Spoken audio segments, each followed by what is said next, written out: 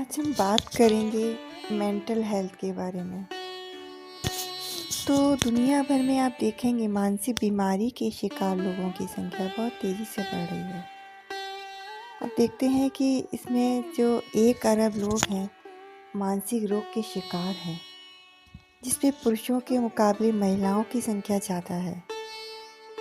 बच्चे भी आजकल जो हैं डेवलपमेंटल डिसऑर्डर से पीड़ित हैं। तो मेंटल हेल्थ के बारे में हम जानेंगे कि ये होता क्या है। मेंटल डिसऑर्डर होने पर व्यक्ति को उसकी सोच में, व्यवहार में, मनोदशा में काफ़ी बदलाव महसूस होते हैं। ऐसे व्यक्ति को टेंशन होना, डिप्रेशन रहना या बहुत सिज़ोफ्रेनिया जैसे भी डिसऑर्डर उन्हें होने लगते हैं। ऐसे व्यक्ति एक अलग तरीके की सोच रखते हैं।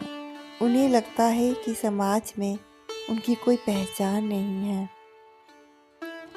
कोई भी उनके बारे में या उनके स्वास्थ्य के बारे में कोई भी व्यक्ति ध्यान नहीं दे रहा है और वो अंदर ही अंदर डिप्रेशन में जाने लगते हैं, टेंशन में रहने लगते हैं।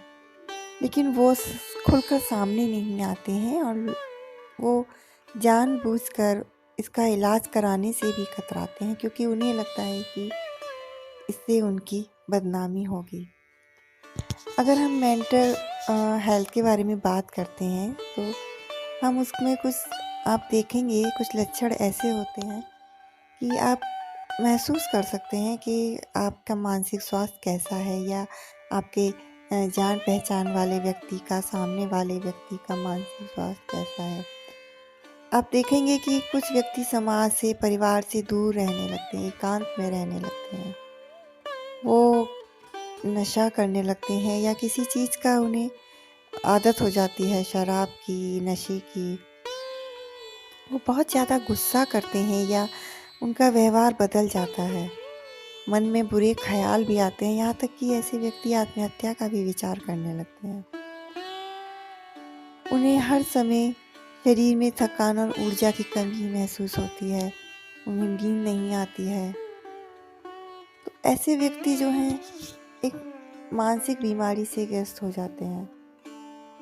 लेकिन अगर हम इसे ध्यान रहते समझ लें तो हम इसका इलाज करा सकते हैं, क्योंकि ये बहुत ही एक अलग तरीके का डिसऑर्डर है, बीमारी है, जिसे केवल आप काउंसलिंग के ज़रिए ही इस समस्या का समाधान कर सकते हैं। तो सबसे पहले ज़रूरी है कि एक मानसिक रोगी की पहचान की जाए। उसके लक्षणों को देखकर, उसके व्यवहार में आए परिवर्तन को देखकर, उसके बाद हमें उसकी काउंसलिंग करनी चाहिए। आप उस व्यक्ति के बारे में, आपका पारिवारिक सदस्य है या दोस्त है या आपके कार्यस्थल में कोई व्यक्ति है, उसके समय अगर आप समय बिताएंगे उसके साथ में तो उसकी परेशानी कम हो सकती है। उसकी समस्या को सुनेंगे, उसकी बात पर ध्यान देंगे तो वो व्यक्ति अपनी समस्या से बाहर निकल सकता है। ऐसे व्यक्तियों की काउंसलिंग करना बहुत ज़रूरी है।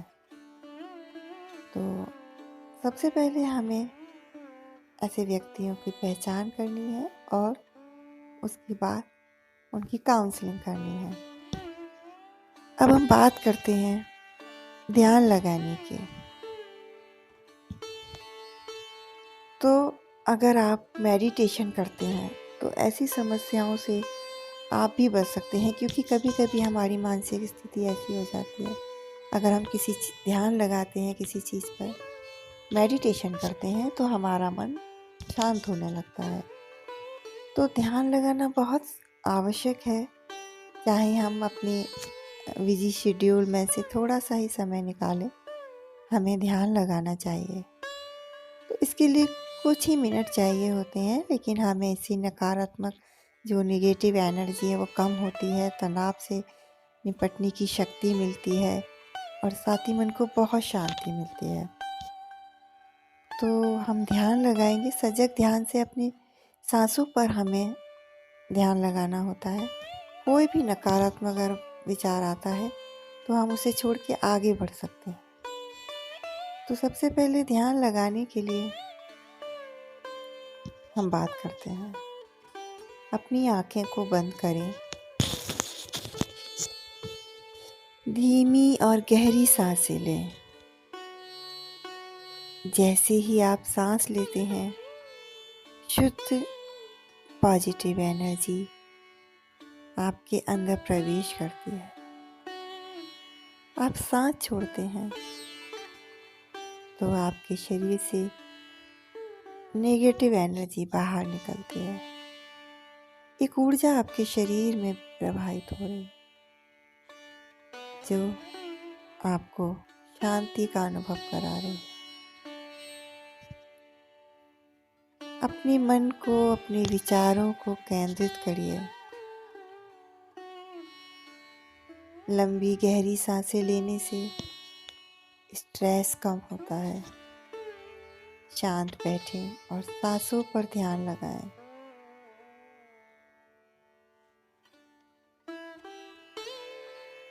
सांसों पर ध्यान आध्यात्मिक ध्यान का अभ्यास करने की आवश्यकता आपको सकारात्मक ऊर्जा से प्रेरित होती है।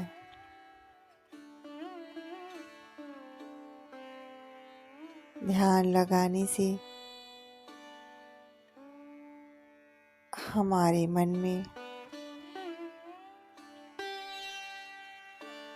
शुद्ध विचार आते हैं।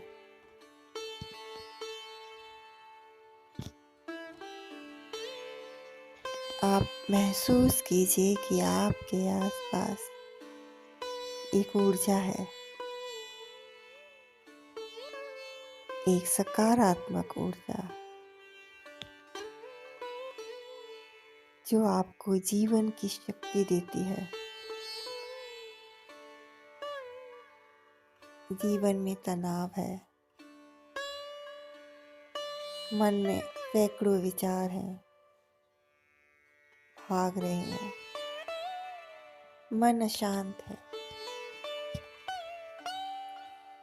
हमें उसे शांत करना है। सभी विचारों को त्याग दें। बस एक ही विचार, सांसों पर ध्यान देना है। ओम का जाप करेंगे। ओम,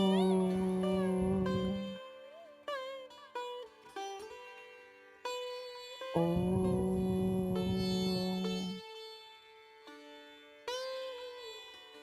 ओम।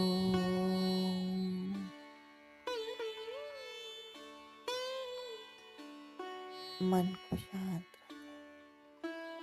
ओम शांति। ओम शांति।